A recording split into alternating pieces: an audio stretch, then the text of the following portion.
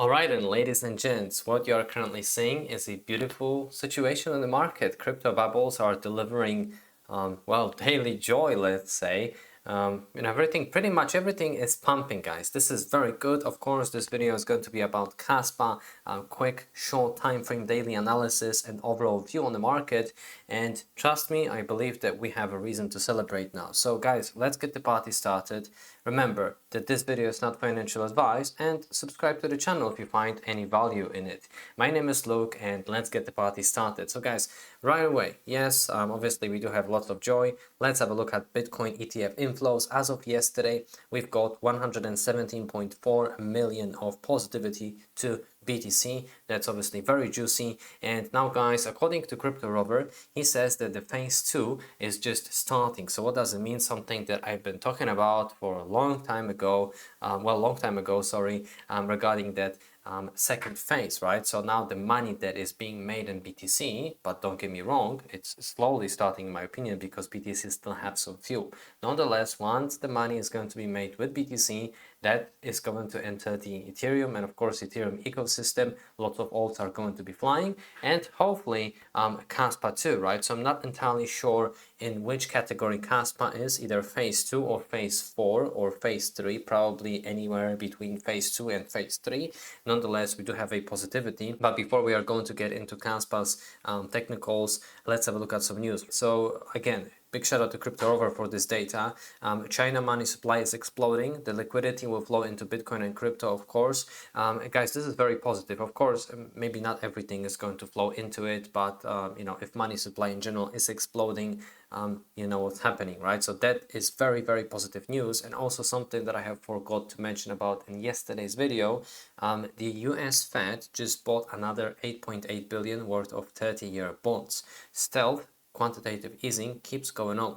Trillions are about to enter the market, and we will get extremely rich. So guys, this is not officially quantitative easing, because obviously Jerome Powell, I think yesterday or 2 days ago, whatever, on that FOMC meeting, he said that he's not going to cut interest rates, but they do it this way, right? At some point, I think they will do it, right? They are not going to let recession happen. I don't think so. Nonetheless, what is happening at the moment is basically a reflection of M-money2 supply. These are the charts that I've been showing you from Mr. Colin, and of course, my indicator that I've shown on TradingView. I highly encourage you to play with it as well, guys. I'm not going to show it today in today's video, but you probably get what I'm saying here. Anyways, guys, let's go. Prof is posting this. He says that interesting what happened here in the altcoin season index recently. Altcoins have exited the Bitcoin season, suggesting that alts are stronger than BTC from now on. So that's the first sign for altcoin season, right? But of course, we also have this, right? If that wouldn't be enough, let's have a look at some technicals, and don't worry, let's be patient with Kaspa technicals. First of all, in order to determine whether we should expect altcoin season or not, let's actually have a look at Bitcoin's dominance, shall we? So you see, guys, what's going on a daily time frame. Second negative candle, well, in my case white, in yours is going to be red. Nonetheless, stochastic RSI is going towards the downside.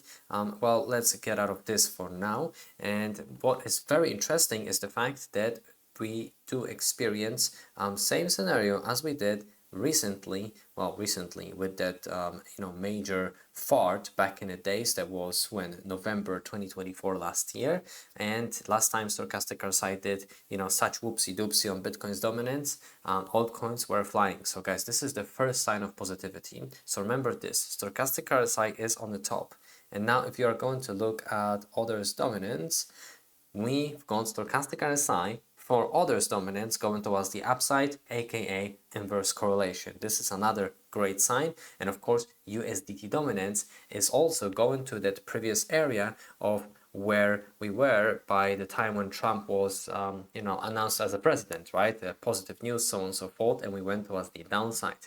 But guys, remember that this area in here for USDT dominance is going to be kind of a level to watch, 3.85%, and then we've got 246, 250, around that, right?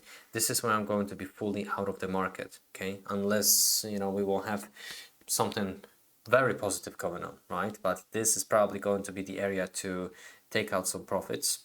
if it wouldn't be right now. If you were smart enough, you were probably accumulating altcoins, weeks before. So now these couple of charts basically confirmed what crypto prof is saying in here.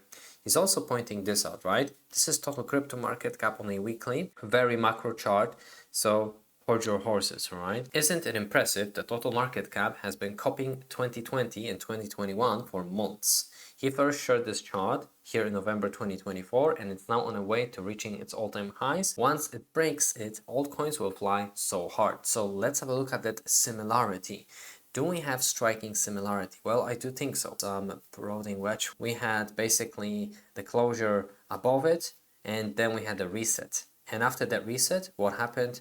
Parabolic stage for crypto in general. So we have the similar case in here. Of course, it's slightly different, guys. We've got different bullshit that is, in my opinion, orchestrated anyways going on if it comes to these bullshit news, but everything is, planned.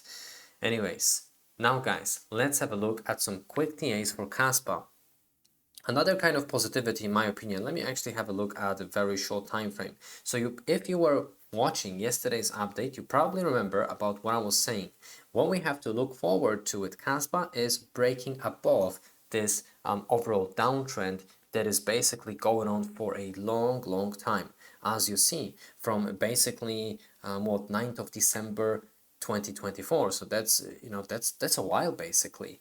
And as you can clearly see at the moment on 4-hourly, yes, we do have a big pump above it, and now of course a little bit of a pullback. We do have to liquidate some longs, right? Because why not? But this is a positive sign. That's what I'm trying to say. I'm not trying to be over bullish with Kaspa, because I also saw on X that Vitalik's foundation, whatever, they're trying to do something with Kaspa, because 10 BPS, which I'm going to actually cover in the next video, could potentially signal a big competition for these big projects, right? We always say Kaspa is king, blah blah blah, but what if this is the time where these big project holders like ETH are shaking their pants, right? Guys, I'm not accusing anyone. This is something that I've just saw on X, and I'm not even sharing that. But it could be possible where Kaspa is, the way it is, right?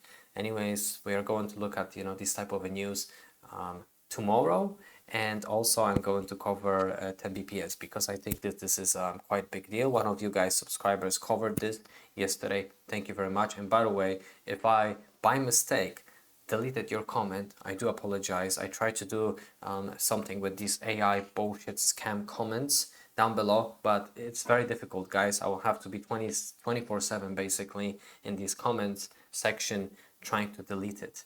There's no other way, unfortunately, unless I'm going to log the comment section, but I know some of you are trying to sometimes share your opinions.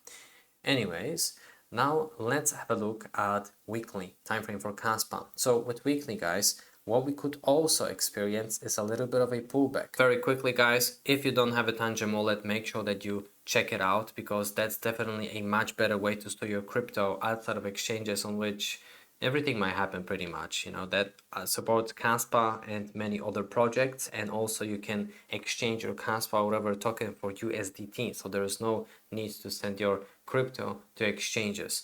Now guys, with my discount code you can get minus 10% off. If you are going to type crypto space, you can find the link below this video.